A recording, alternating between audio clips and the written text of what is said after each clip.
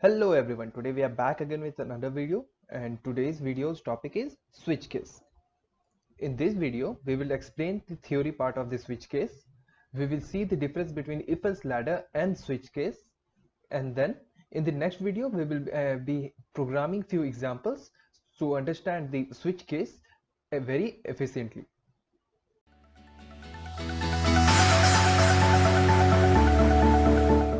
So we have already explained about the control statement, and we have already explained the if else under this selecting statement, and now we are covering the topic switch case. So basically, what is this switch case? So by definition, switch case is a rule that execute one code block among many alternatives. For example, let us suppose we have three blocks of code, each one being numbered 1, 2, and 3. Now let us say I ask to the user whether he or she wants the block 1, block 2, or block 3. Let us suppose the user answered that he wants block 2. Then we will only execute the block 2, not the 3, neither the 1. So we will execute just the block 2, and this will save our memory. So let us see. Now let us see the flow chart of the switch case. So this is the basic flow chart of a switch case. We have a single expression first of all. First of all, we have a single expression. It says that single expression has some value. That value is compared to many case constants. And whenever the case constant and that value are equal, that code block is executed. So let us say if here our value is 2, then the program will go from here. It will check the constant is 1. No, it is not. So it will not go here, but it will go to no, and then it will check the constant is 2. That is, yes, it is true. Then it will execute the code block 2, and then it will break and come out from the program. So this is how the basic switch case works. Now let us revise it. First of all, we have a single expression, and that single expression has some value. What does our program do? It checks every single case constant with that value of that single expression, and if they both are equal, the code block that resides inside that case execute. But other blocks which are not equal to that value are not executed. Now let us say where we will use our switch case, the applications of switch case. The first application is, let us say we went to a restaurant and we will have this menu. Okay, in the menu we have plain dosa, masala dosa, idli, samosa, and burger. So now let us say if we want to eat plain dosa, we ask the waiter that we want the plain dosa. We are selecting a value here, that is 1. Here our expression value is 1. What does the waiter do? Waiter will just provide us the dosa. It will not ask next time. It will not ask that if we want to eat the masala dosa, idli, samosa, or burger. This is how the switch case work. Now let's see the application number 2. Let us say we want to make a calculator. Okay, we want to make a calculator, but does a calculator does only addition or does only subtraction? No, it can do many type of operations at the same time. So that is how, let us say our calculator can do addition, subtraction, multiplication, and division. So first of all, the user have to select which of these operations he or she wants to do. So let us say he or she wants to multiply. Now what will our program do? Our program will just check if he want to do addition. No, it is not the case. If we want to do subtraction, no, he not. Then he will check, okay, if he want to do multiplication, yes, he wants. Then our multiplication operation will work. The complete block, the logic behind the multiplication is present in that block, and it will execute to perform the multiplication task. So here we are saving the resources, that is the memory or the time, by avoiding these addition and subtractions. So now let us see the syntax of switch case. So basically this is the syntax of switch case. We have switch, there is a value here. This C is the expression value, and then case 1, case 2, and such cases more, and then a default. So basically this C is compared to 1 here, 2, and more. So let us say our C value is 2. Then it will first go here, it will check if the C value, that is 2, is equals to 1. No, it is not. Then it will not execute this one, but rather go to this case 2, and then it will check if the value is 2. Yes, it is. Then the statement 2 is executed, and then the program is breaked and go outside the program close.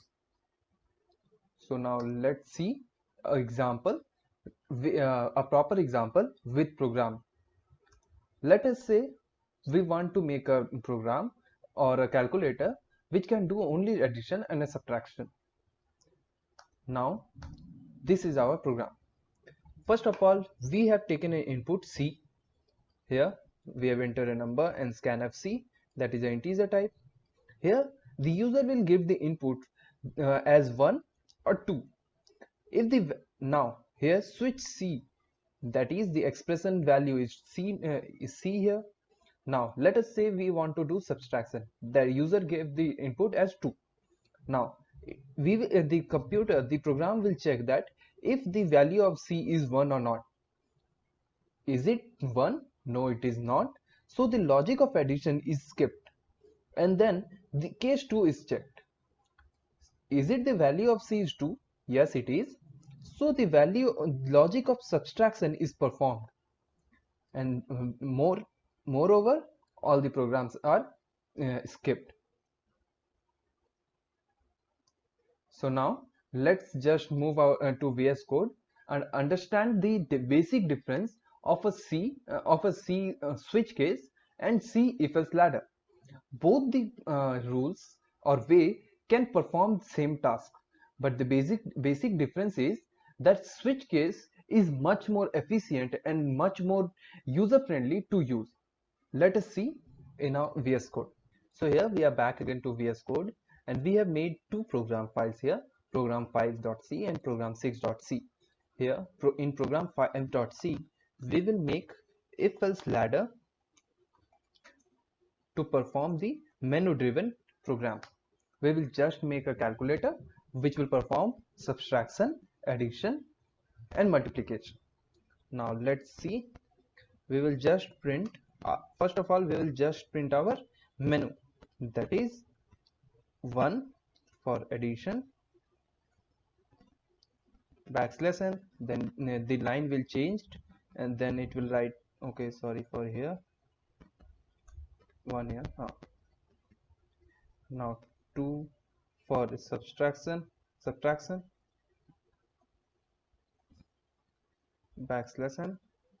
and then 3 for multiplication. Okay, just write multiply and then \n. Okay, now we'll just write another printer, and we'll ask the user to enter your choice.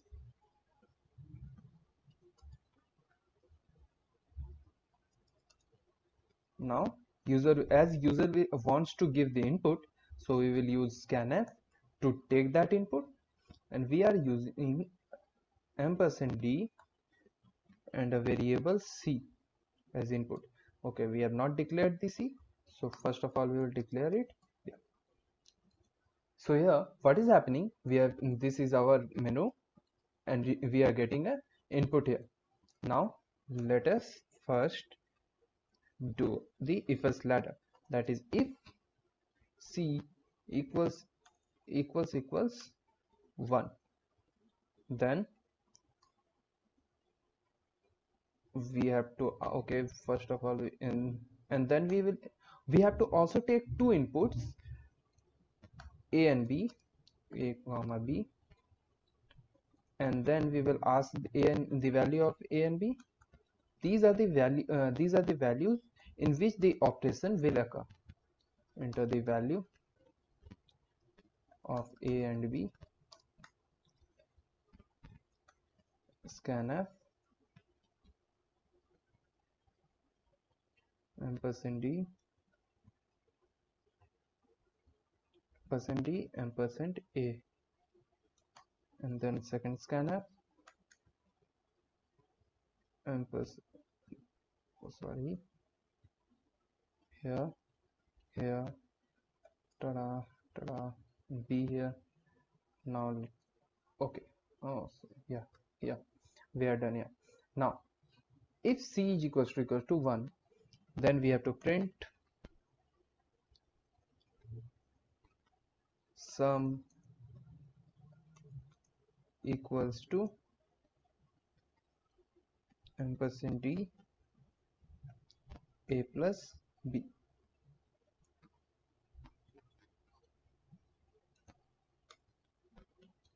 Now else if c is equals to 2, that is the user is giving the input as 2, that is the subtraction, then we have to print difference equals to ampersand d comma a minus b. else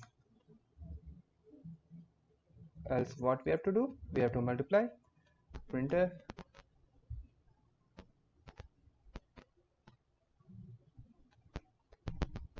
okay, not else, we will again use else if, and we will give the condition as c equals to 3, that is the multiplication case. Then we will print product equals to ampersand d, and then a multiply b. Then in the else case we will just print that enter the valid option. Okay, we are done with our program. Now let's just run it. Okay, we have run. See, we have a menu here, addition, subtraction and multiplication, and it is asking for a choice. Let us say I want to do multiply, then I am giving an input as 3. Now it is asking for the value of a and b. I will give the two values, that is 6 and 5, and you see I got the product here. Let's run it again, and then if I will give the input as 2, that is I want to do subtraction, and it is asking for the value of a and b. I will give 76 and 45, let's say, and then we will get the difference is 31. You see, this is a basic calculator here. Now let's do the same with switch case, and let's see if it is easy for us or tough.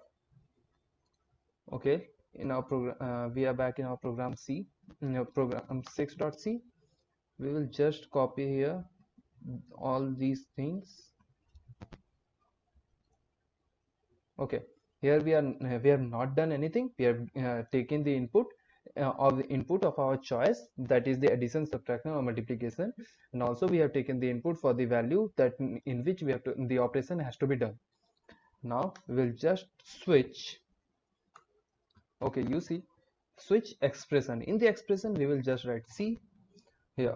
Okay, and then in the K expression I will write 1, and in the code I will just write printf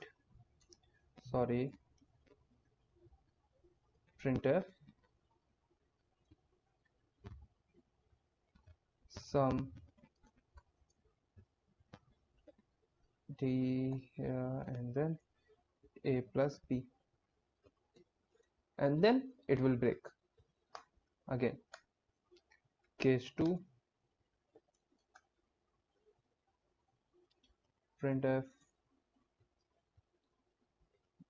difference ampersand d comma a minus b. Sorry, some blunder mistake here. Okay, here, comma a minus b, semicolon, and then we have don't we have we will not forget the break here, and then the case 3,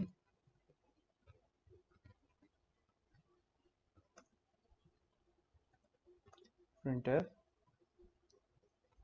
product and here, then a multiplied by b. Okay, we are done. In the default we will just write print, okay, print, enter the valid option. Okay, we are done with our program. Now let's just run it and see if we will get the output. See, after running this also we are getting a option here, the menu here, addition, subtraction or multiplication. So we will just select, again we will select multiply 3, enter. It is asking for the value of a and b in which the operation has to be done. We will just give two values, that is I'm giving 45 and let's say 23. You see I've got the value as product is equals to 1035, and also I've got the value as enter the valued option. Why?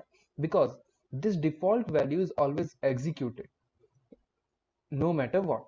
Let's see another let's run this program again, and we will just give one addition here. Enter the value of a and b, let's say 23 and 34. Yes, sum is equals to 57.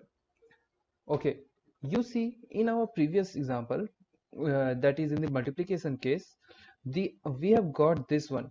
Why we have got this one? Because I have forgot to write break statement after the case 3. So this is what break statement do.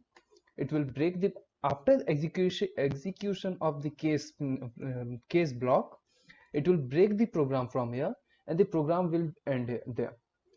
So you can see, comparing both the program 6, that is the case switch case, in the switch case the program is much more easy to understand and much more user friendly.